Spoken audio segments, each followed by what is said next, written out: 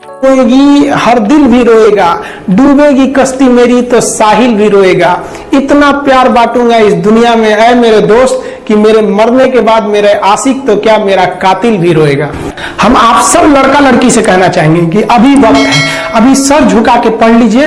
वादा है आपसे कि जिला में सबसे ऊंचा सर आपका होगा, लेकिन अगर अभी आप सोचिएगा आराम करने के लिए, पूरी जिंदगी आपको तकलीफ उठानी पड़ेगी। अगर आज आप किताबों के दीवाने हो गए ना, तो कल दुनिया आपकी दीवानी हो जाएगी।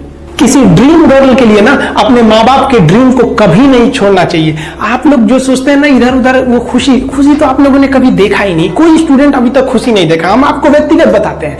देखिए, खुशी कब मिलेगी आपको? जिस दिन आपको जॉब मिलेगा ना, और जो पहली सैलरी मिलेगी वो भी नहीं खुशी है।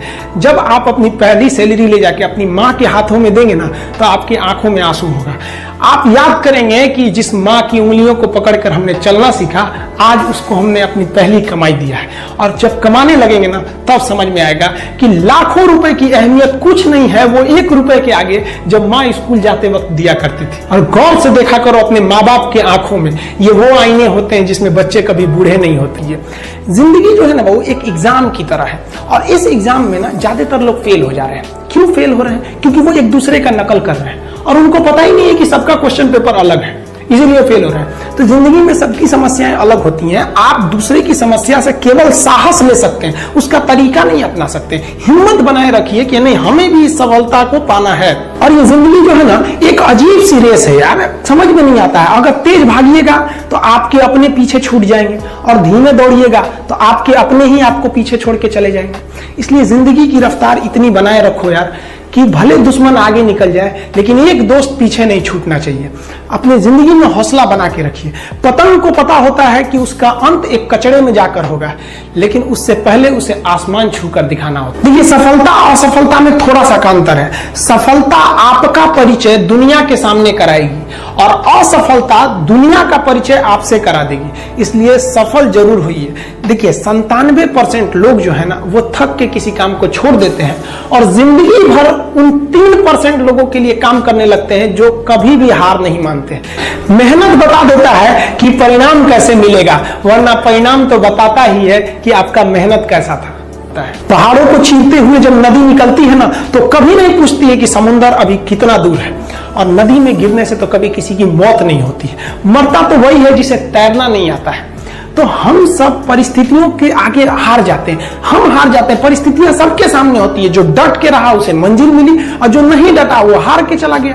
जब हमारे पास परिस्थितियां आती हैं, हम घिर जाते हैं चारों ओर से, तो हम परिस्थितियों को दोष देने लगते हैं, न कि उस परिस्थितियों से निकलते हैं। कोई मस्जिद जाता है, कोई मंदिर जाता है, कभी सोचा है भगवान को कितना बुरा लगता होगा? सोचते होंगे कि बंदा केवल हमसे मांगने ही आता है, यार कभी मिलने भी आया करो। हमको तो लगता है किसी दिन भगवान निकल के बोलेंगे कि यार केवल तुम लोग हमसे मांगने ही आते हो, कभी मिलने भी आया करो। तो भगवान से या अल्लाह से सबसे एक दुआ मांगिए कि आप हमको मुसीबत देना है, आप दीजिए। आप जिस तरह से हमें खुशी देते हैं, उसी तरह से हम आपके दिए गए दुखों को भी अपनाएंगे। लेकिन हाँ, उस दुख से लड़ने की हिम्मत भी जरूर दीजिएगा। और सबको अपने अपने कर्मों का पता होता है। यूं ही गंगा किनारे इतनी भीड़ नहीं लगी रहती।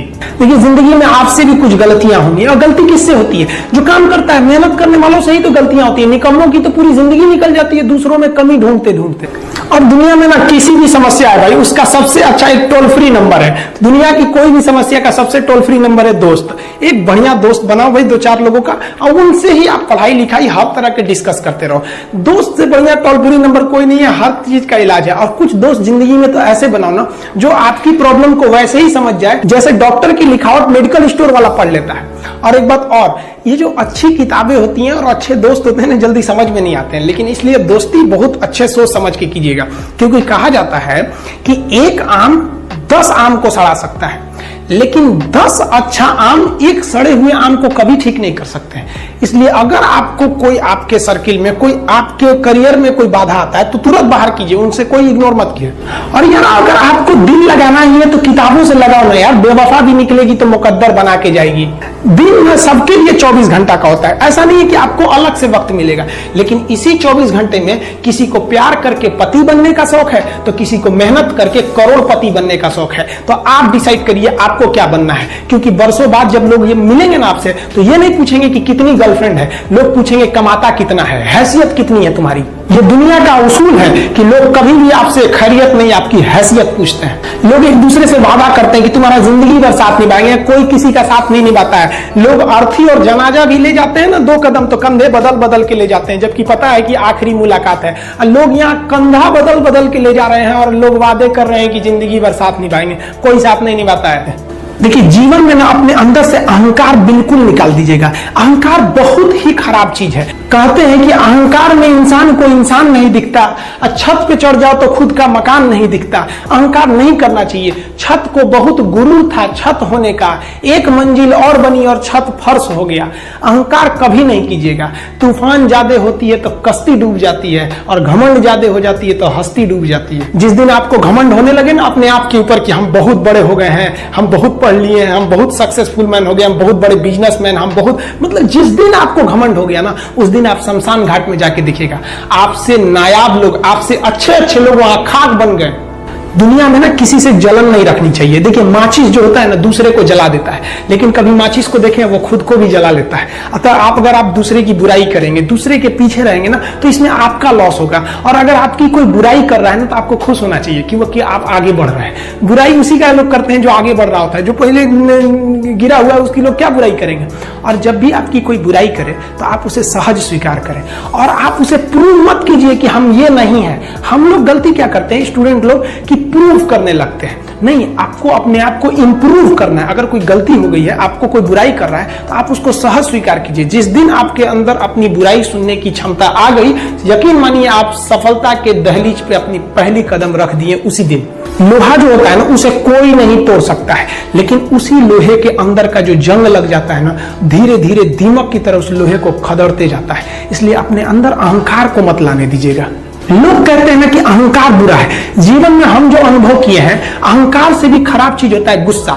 देखिए, अहंकार उत्पन्न ही नहीं होगा जब तक आपको गुस्सा नहीं आए। आप ऐसे नॉर्मल बैठे हैं और आप किसी से कहिएगा कि तुम्हारी क्या औकात है, जब तक आपको गुस्सा ना आए। तो अहंकार एक पेड़ है और गुस्सा उस पेड़ का जड़ है। इसलिए गुस्सा जिस दिन आया उस दिन आप बर्बाद हो जाएंगे। किसी भी व्यक्ति को बर्बाद कराने के लिए सबसे जरूरी है गुस्सा दिलाना। आपको पता है, लोहार जो होता है, लोहार वो जानता है कि लोहे को हम ऐसे नहीं मोड़ सकते हैं, बहुत ही शक्तिशाली है। इसलिए लोहार ना इस लोहे को ना आग में डाल के इसे गुस्सा दिलाता है। जब ये गुस्से से लाल हो जाता है ना, तो जहां गुस्सा आया आप अपनी ताकत खो देते हैं, और ये लोहा अपनी ताकत खो देता है, और एक मामूली हथौड़े के चोट से लोहा मुड़ जाता है। तो जिस दिन आपको गुस्सा आ गया, समझ जाइए कि आप अपनी ताकत खो रहे हैं। कुछ लोगों को लगता है कि उनके पिताजी बहुत पहुंच वाले हैं, दादाजी बहुत पहुंच वाले हैं, तो उनकी बदौलत हमें कोई काम मिल जाएगा, कोई जॉब मिल जाएगा। तो कोई ये बहुत बड़ी बात नहीं है। पहचान से मिला काम बहुत देर तक नहीं रहती है, लेकिन काम से मिलने वाली पहचान आजीवन रहती है। हम स्टूडेंट्स को कहना चाहेंगे, आजकल स्टूडेंट्स को पता नहीं क्या हो गया है ना, सोचना लड़की के पीछे पगलाया है, कहता है कि लव हो गया। भाई, दुनिया में लव नहीं होता है किसी से।